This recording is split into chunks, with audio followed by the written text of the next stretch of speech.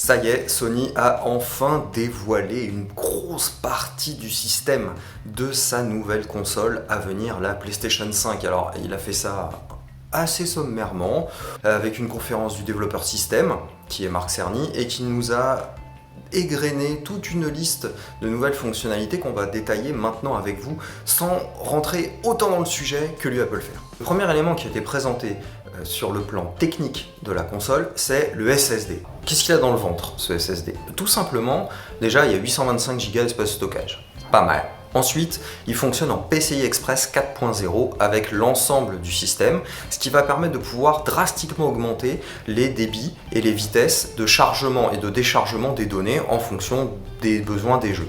Concrètement, ça veut dire quoi? Avec quelques chiffres tout bêtes, eh bien, si hier, avec un disque dur, 1 giga de données mettait 20 secondes à être chargé à l'écran, eh bien, demain, 2 gigas de données, donc le double, mettront 100 fois moins de temps à se charger, soit 0,27 secondes.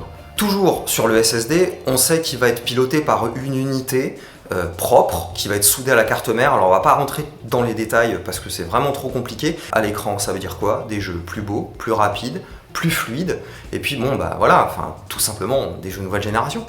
Alors après le SSD, il a bien fallu parler du cœur de la meule, du CPU, du GPU et de la mémoire vive. Alors, on reprend les mêmes, on recommence, ou presque. Pour la mémoire vive, on va tout de suite en parler, 16 Go de GDDR6. Avantage de cette mémoire, vitesse, latence réduite, plus d'espace de traitement et de stockage des données. On a eu énormément de détails sur le processeur. Et par processeur, j'entends l'unité qui va calculer à la fois les données classiques, mais aussi les données graphiques, comme sur la PS4 Pro et la PS4 normale. C'est une seule unité fabriquée par AMD qui va s'occuper des calculs. L'unité est divisée en deux, pour faire simple. D'un côté, on va avoir 8 cœurs qui vont fonctionner à 3,5 GHz. C'est une architecture AMD Zen 2. Et puis sur la partie graphique, c'est l'architecture RDNA 2 d'AMD, donc qui là pour le coup est très attendue sur nos PC et qui va arriver dans les consoles également. On va avoir 36 grosses unités de calcul spécialement dédiées aux textures, polygones, au ray tracing, etc. et qui vont, elles, fonctionner à 2,23 GHz. Alors bien sûr, comme on est sur une plateforme AMD, eh bien ça va nous permettre de tout de suite parler de quelque chose qui tenait vraiment à cœur aux joueurs, la rétrocompatibilité. Et oui, Marc Cerny a annoncé qu'il y allait avoir plus de 100 jeux, les plus joués actuellement sur PS4, qui seraient directement rétrocompatibles avec la PS5. Il y aura même plusieurs modes de rétrocompatibilité, à savoir que si votre jeu est PS4 et n'a pas été optimisé PS4 Pro, il fonctionnera comme un jeu de PS4 normal. S'il a été optimisé pour la PS4 Pro, hop, on passe au cran dessus, il sera traité comme un jeu de PS4 Pro. Autre perspective future, et là on s'y attendait pas du tout, le son.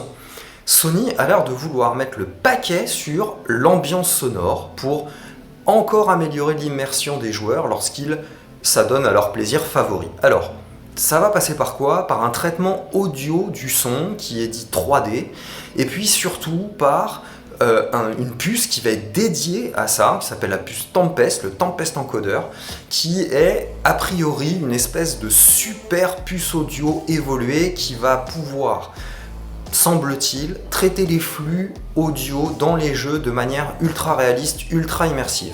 Pour arriver à offrir aux joueurs une expérience audio la plus complète possible, la PlayStation 5 arrivera avec plusieurs profils préprogrammés. Alors on ne parle pas ici d'égalisation, d'ambiance sonore, etc., mais vraiment de rendu des fréquences très particulières qui ont été confectionnées à partir d'un échantillon très large, on va dire d'oreilles de joueurs et d'utilisateurs. Alors, qu'est-ce qu'on ne sait pas sur la PS5? Plusieurs choses. La première, on ne sait pas à quoi elle ressemble.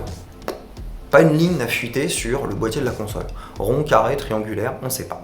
On ne sait pas non plus à quoi va vraiment ressembler le DualShock 5, même si on a déjà des idées sur toutes les fonctionnalités que va embarquer la manette, elles n'ont pas été confirmées. Et puis on n'a rien vu qui ressemblait à une manette. On ne connaît pas non plus le prix. Et oui, parce que bon, mine de rien, c'est bien beau de nous vendre du rêve comme ça, mais combien va coûter ce rêve? Sony ne nous l'a pas dit. On ne sait pas non plus si la crise du coronavirus va impacter ou pas les dates de sortie et les livraisons. Sony n'a absolument rien dit non plus là-dessus.